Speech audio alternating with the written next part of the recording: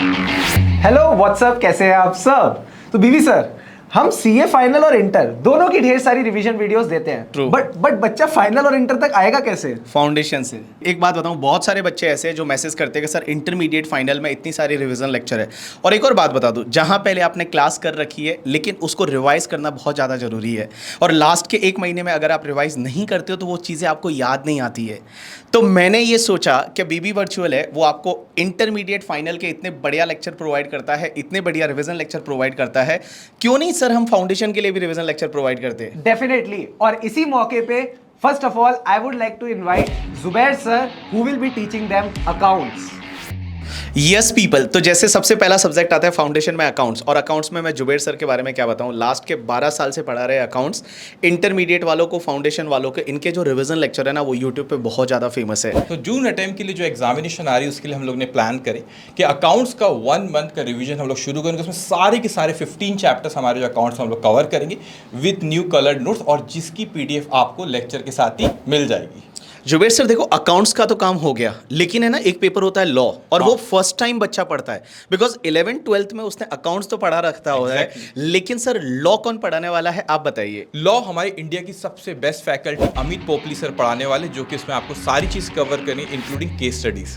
Wow, Amit sir के बारे में मैं आपको बताऊं, एक तो 15 साल का एक्सपीरियंस है। अमित सर और मैंने बहुत ज़्यादा साथ में काम किया है, और बच्चों की सबसे ज़्यादा प्यारे जो टीचर बोल सकते हो, बच्चे जिनसे प्यार करते हैं वो अमित पोपली सर से करते हैं, और अमित पोपली सर प्यार करते हैं कैटरीना कैफ से। जो बच्चे उनसे पढ़े हुए हैं उनको ये पता रहेगा। तो वेलकम अमित सर। सो अमित सर, बच्चों का सबसे बड़ा डाउट रहता है फाउंडेशन में लॉ, तो आप उनको रिवीजन में कैसे कराने वाले हैं, क्या कराने वाले हैं? सर पहले एक बात, आपने कहा पोपली सर और कैटरीना, सर चली गई। क्या बात कर रहे हैं? चली गई, विक्की ले गया सर। ओ भाई साहब। मगर अब आजकल के एग्जाम्पल में नोरा आ गई है। Wow, this is called innovation. Innovation, exactly. तो जैसे सर ने बताया, हम लोग मई 23 के सभी स्टूडेंट्स के लिए सभी सब्जेक्ट की फाउंडेशन में रिवीजन ला रहे हैं। As far as law is concern, सबसे बड़ी दिक्कत जो लॉ में आती है वो होते हैं राइटिंग के ऊपर। पता सबको है कि लॉ क्या है, बट लिखा कैसे जाता है इसमें दिक्कत है।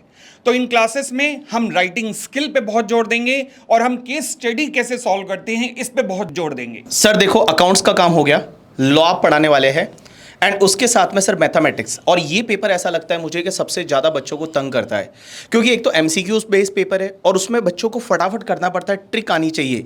तो आप बताओ सर, कौन पढ़ाने वाला है मैथमेटिक्स? सर नॉर्थ इंडिया की एक फैकल्टी है जिनके बारे में बच्चे बहुत तारीफ करते हैं। Yes, और sir. उनको 20 साल से ऊपर का एक्सपीरियंस 20 इयर्स का एक्सपीरियंस। Exactly sir. ग्रेट। तो मैं इनवाइट करने वाला हूं अमित गुप्ता सर को, और अमित गुप्ता सर आपको मैथ्स पढ़ाने वाले, स्टेट्स पढ़ाने वाले हैं, और उसके साथ में जो लॉजिकल रीजनिंग होता है वो वाला सब्जेक्ट भी आपको अमित गुप्ता सर पढ़ाने वाले हैं। आप मुझे ये बताइए, मैथ्स में बच्चों को इतना टेंशन क्यों होता है, या इतना स्कोर क्यों नहीं कर पाते, इतना डरते क्यों? बिकॉज क्या होता है, कॉमर्स के बच्चे वो नॉन मैथ्स बैकग्राउंड से रहते हैं। करेक्ट।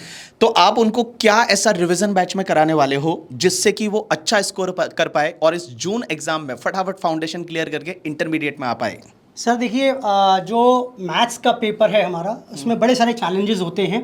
जैसे पहला चैलेंज तो ये रहता है कि जो 100 मार्क्स का पेपर है उसके लिए 2 घंटे होते हैं, and the entire paper is MCQ also, जिसके वजह से उसकी राइटिंग स्किल्स के नंबर नहीं मिलते। कितना क्विक फास्ट सॉल्व कर रहा है उसके नंबर ज़्यादा होते हैं।